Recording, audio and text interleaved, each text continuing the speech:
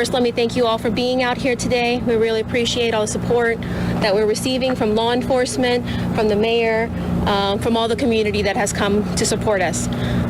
This morning, we received news that there was a fire at the masjid, which is the mosque. That word was received about 2 o'clock in the morning, and we have received confirmation that it is an arson incident. It is an incident that was intentionally set this morning. Now, that crime scene is still being processed, and we are working with law enforcement to find out exactly what happened, and we will get the information as the day goes on, and unfortunately, once that evidence is processed, we'll get even more. We're here today because of unity, because it is important to talk about support and standing there for each other.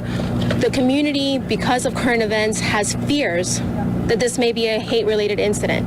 But I want to make sure we talk about that message of togetherness, that message of why we're here and why it's more important to stand together than to let an incident like this tear apart, especially when we don't even know what the motive is.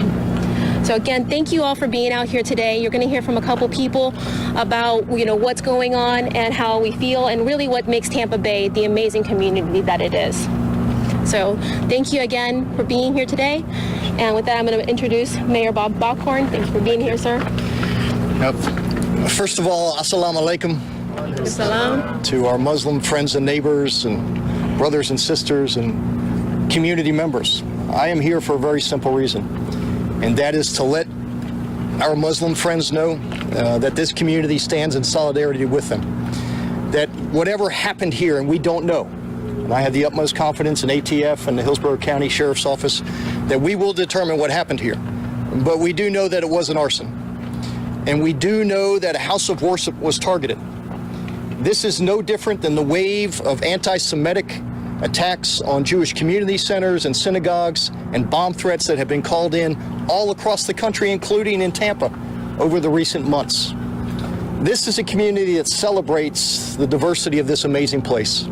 The plethora of religions, the gods that we worship. This is a community that will never demonize anybody for any reason.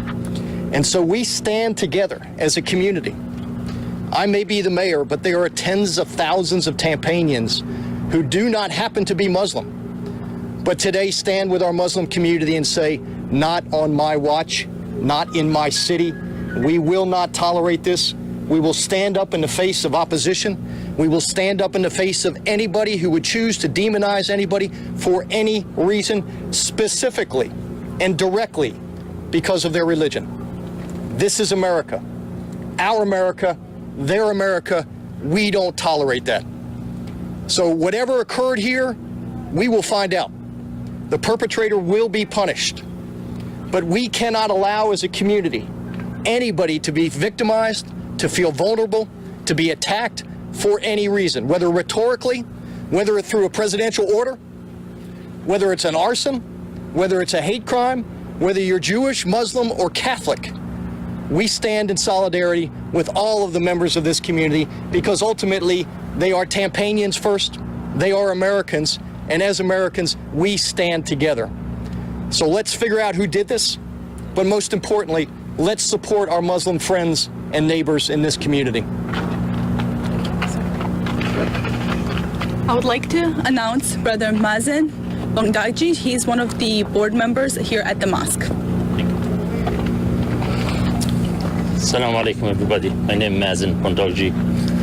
First of all, I want to thank everybody, and especially Mayor Bob Bockhorn, for coming here for solidarity with us. We are here, place of worship, our place called Dar as-Salam, the House of Peace. And whoever did this maybe intended to discourage us, not to be or to isolate us, not to be part of this community. But what happened, this makes us much stronger than before, than ever, because the huge amount of support and solidarity came and we are receiving through social media, through presence, and from neighboring, from interfaith, from everybody. And I want to thank everybody came, law enforcement, Mayor Bob Bockhorn, and we are waiting for whatever the outcome of the investigations. But this shouldn't leave us or make us weaker than before. We are part of this community and we will still and will stay. Thank you very much. I introduce Mr. Adil, or Adil, please. Hi, everybody. Assalamu alaikum.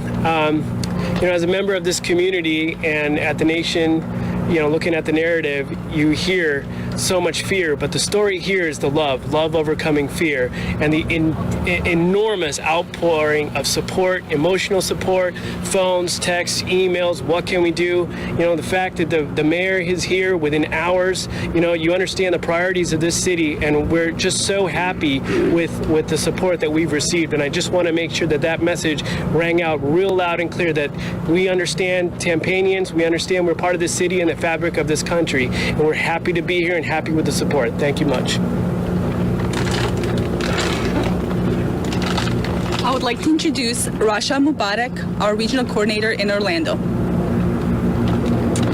It's Rasha Mubarak, R-A-S-H-A, M-U-B as in boy, A-R-A-K. Assalamu alaikum, and thank you for being here today. First and foremost, we thank you so much, Mayor Bob Buckhorn, for coming out on such short notice.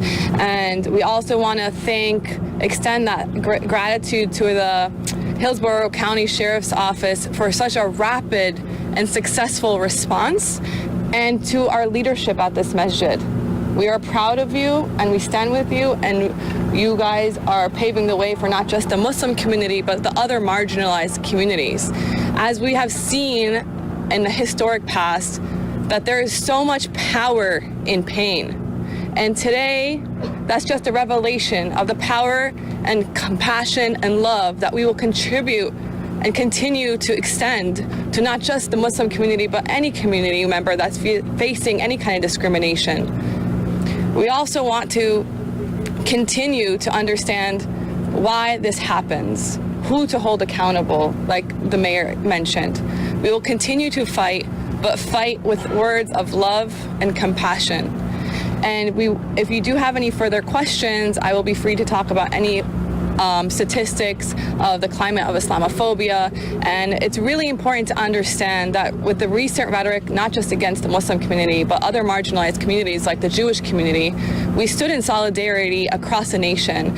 As their cemetery was destroyed, the Muslim community raised over $120,000. That is true solidarity. That's true spirituality in any faith. And something that Islam teaches us is that there's rahmah, which is mercy, that there's mercy in everything, and we will continue to find that mercy. Thank you. And one last point, a lot of our allies have reached out to us, and we're very grateful, and thank you all for doing that. Tonight, outside this mosque right up here, at 7 o'clock, we're going to have a solidarity gathering for all our allies, friends, and anyone who has questions or just wants to meet the community to come. 7 o'clock outside this mosque here. Thank you. Could you talk about the investigation itself? What leads you to believe that this was arson? I don't know, if Mayor, if you want to talk about this, or a member of CAIR, it's all up to you. I'm just wondering what led you to believe that this is arson. Is this coming from Hillsborough County Fire? We talked to the marshal's office this morning and throughout the investigation. What we do know right now is that the fire was set right outside the door here. You can see behind us. They're collecting evidence to find out exactly what's the accelerant, what exactly was caused the fire itself. But it was intentional, is what we have gotten confirmed with. It was an intentionally set fire, and that's what we're looking now to find more evidence of who was responsible for it and what exactly they caused the fire. Surveillance cameras as well. Did they capture anything? We are still investigating that. That has been taken as into evidence. And like I said, as soon as we get more information, we will certainly keep the communities informed as to what we're finding. And like I said, they're working diligently since 2 o'clock this morning. There were some holes in the door, and there was some rumors that they were bullets. Can you confirm? Correct. There were marks. There were 3 specific marks on the door.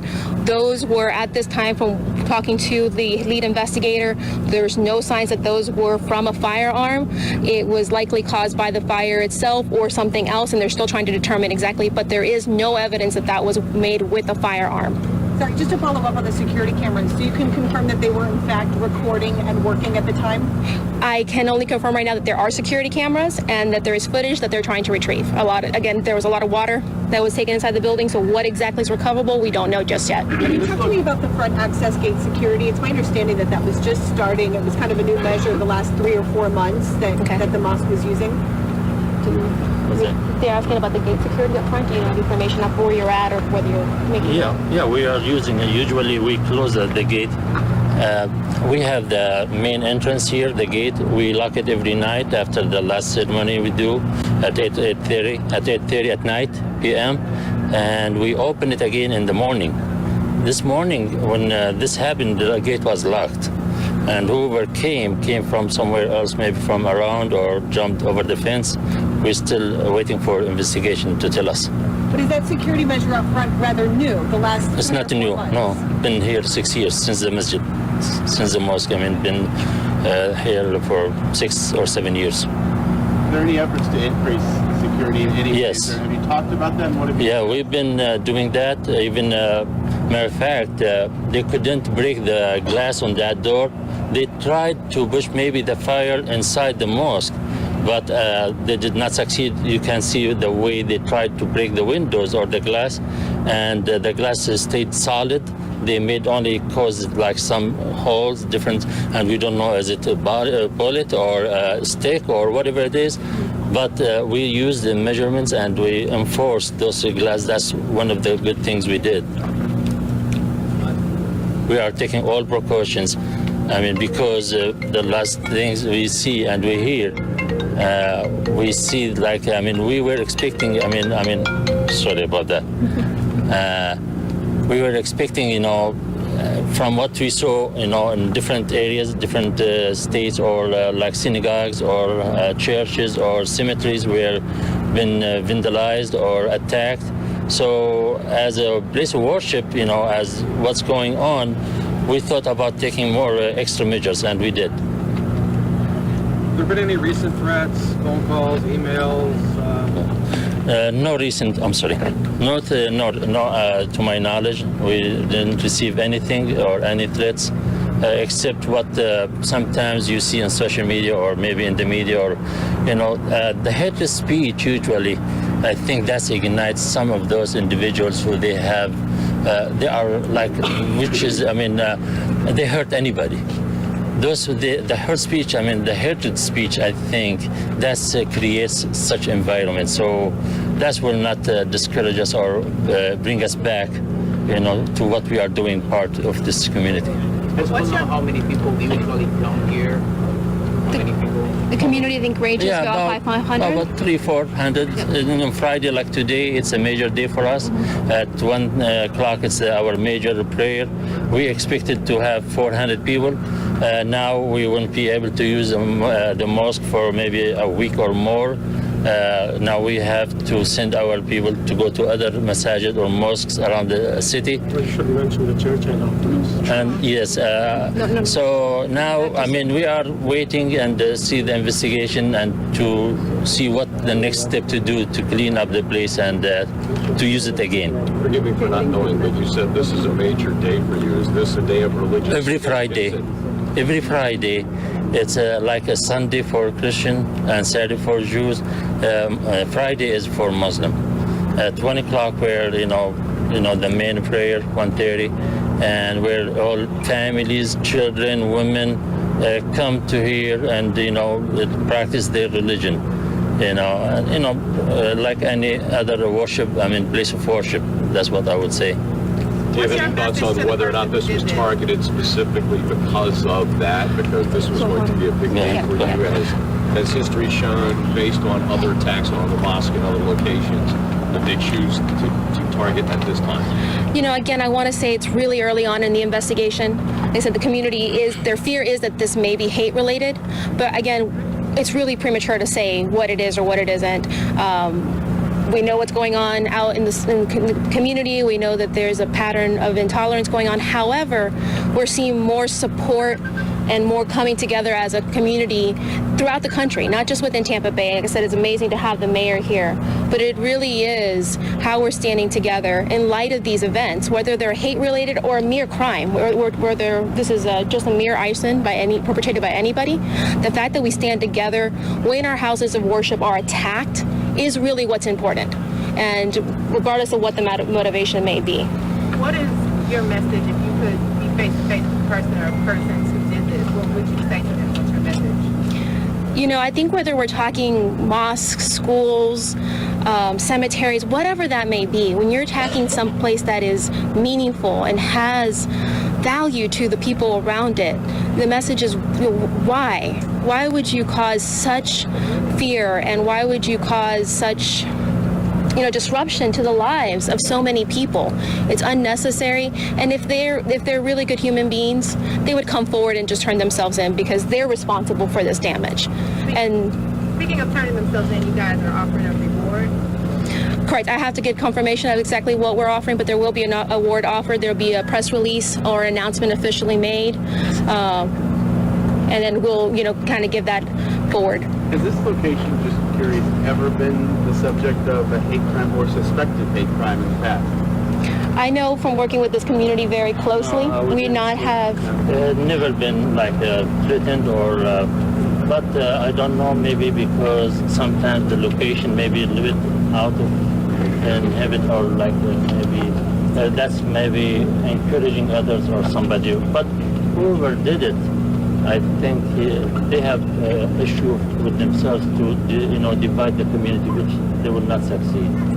Two questions. In terms of the damage done inside, we know the sprinklers were cut on because of the fire alarm. Can you talk about an estimate? I know that you'll have to have an adjuster come in, that type of thing, but can you give us a rough estimate on how much damage? And the second thing, I think it's gonna be a little premature to get an estimate. I know there is water damage from the sprinklers. How much water damage then, can you tell us? And how much of the mosque was damaged? I believe, again, and I don't have the specific information, we'll have to get someone to come in, but it was on this side of the mosque, the sprinklers turned on there. How far into the building, but I know we're mostly focusing on damage to this side of the building. And is that typically the place of worship, or is it the entire building itself? It's kind of interesting. It's actually a great opportunity to talk about interfaith. When we have mosques, you actually have two entrances, and then what we have here is the men's side of the mosque. Just keep talking indirectly. Sure. Yep. So that was the men's side of the mosque that had the fire started on that side. The other side's the women's. And then the place of worship's actually in the middle where they come together. And finally, my final question for you, the anti-Semitic message that's out there, there's a lot of tweets going on now where people are asking for Donald Trump to condone this if indeed it is a hate crime. I mean, what's the message from CAIR Florida moving forward in something like this and preventing something like this from happening? Absolutely. We do call on elected officials, our president, because the community follows the lead of their elected officials. And as a community leader, there comes responsibility, whether through your language or your messages. It can potentially give the green light to harm others. And we say harm others, we're not just talking about the Muslim community, just the Jewish community, any marginalized community, but sometimes even mistakenly recognized as one, as we've seen that possibly happened in Kansas to an Indian individual that was shot dead. So these are all possible hate crimes that are being investigated. So we strongly and encourage all elected officials and our President of the United States of America to take a stance and to stand in solidarity of all the communities, the Muslim community, the Jewish community, and any marginalized community that is facing any kind of discrimination right now.